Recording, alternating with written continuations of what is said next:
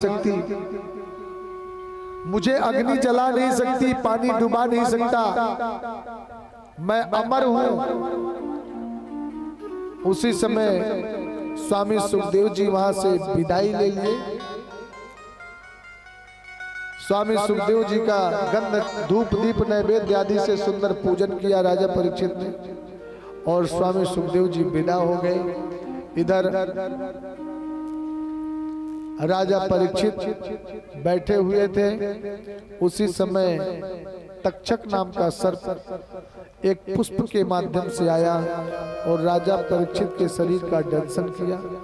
वो शरीर वहीं पर जल करके राख हो गया और राजा परीक्षित ने दिव्य रूप धारण किया। भगवान का दिव्य विमान आया। उस विमान पर राजा परीक्षित बैठ करके सीधे गोलोक की ओर प्रस्थान कर गए। और अंत में कहते हैं सूत जी महाराज, ऋषियों, निम्नगानाम यथा देवा नामच्युतो यथा वैष्णवानाम यथा शंभो पुराणानामिदं तथा।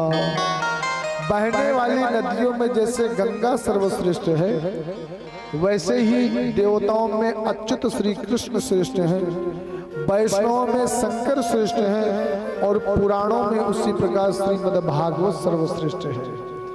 क्षेत्राणाम चैव सर्वेषां यथा काशी हनुत्तमा तथा पुराण भ्रातानाम श्रीमद् भागवतम दुजा। क्षेत्रों में जैसे काशी श्रेष्ठ है, वैसे पुराणों में श्रीमद् भागवत सर्वोत्तम है।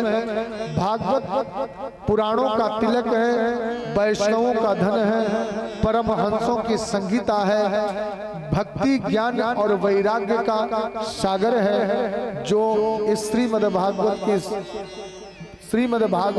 चरण शरण ग्रहण करता है, वो इस लोक से मुक्त होकर के सीधे गोलोक धाम की प्राप्ति करता है। भगवान की कृपा सदा सर्वदा उस पर बनी रहती है। और अंत में कहते हैं, नाम संकीर्तनम यस्या, नाम संकीर्तनम यस्या, सब लोग बोलिए, नाम संकीर्तनम यस्या, नाम संकीर्तनम यस्या, सर्व पाप प्रणाशनम, सर्व पाप प्रणाशनम, प्रणामो दुख शमनम, प्रणामो दुख शमनम, तम नमामि हरिं परम, तम नमामि हरिं परम, तम नमामि हरिं परम, तम नमामि हरिं परम, तम नमामि हरिं परम, तम नमामि हरिं परम। नाम संकीर्तनम यस्या, सदा सर्वदा खाते पीते उठते बैठते सोते जागते चलते फिरते किसी भी स्थिति में रहो, भगवान का नाम हमेशा अपनी वाणी में रखें, नाम का स्मरण करते रहे। क्योंकि नाम में वो सामर्थ्य है कि सर्व पाप प्रणाशनम, बड़े से बड़े पाप का प्रक्षालन करने की शक्ति नाम में है। नाम का स्मरण करेंगे तो कोई छोटा मोटा पाप स्पर्श भी नहीं करेगा।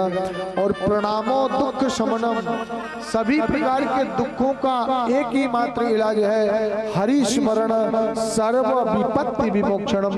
भगवान का स्मरण करते रहे, सदा सर्वदा उनकी कथा का रसपान करते रहे। नमामि हरिं परम, भगवान की कृपा को अपने जीवन में सदा मानते रहे। भगवान को धन्यवाद दें कि प्रभु आपने ये मानव का तन दिया, समझने की शक्ति दी, धन ऐश्वर्य पुत्र पौत्रादि दिया। भगवान जो आपने दिया वही बहुत है, उसी ऋण से मैं उऋण हो जाऊं, यही मेरा जीवन का परम लक्ष्य होना चाहिए। भगवान के नाम का आश्रय लेते हुए संत ब्राह्मणों की कृपा के पात्र बनते रहिए। सद्गुरु के बताए हुए मार्ग पर चलने का प्रयास करें। आज 7 दिनों तक आप सब लोगों ने इस पावन वसुंधरा में बैठ करके इस ज्ञान गंगा में अवगाहन किया। 7 दिनों तक इस अमृत का पान किया। यदि इतने लोगों में से किसी एक ने एक लीला भी जीवन में धारण कर लिया और किसी का मार्ग सुंदर हुआ, तो हमारा यहाँ कथा करना सार्थक होगा। साथ ही 7 दिनों के अंतर्गत जो भी आज तक आपने कथा सुनी है, ये हमारा कोई पर्सनल नहीं था, ये हमारी कमाई नहीं थी।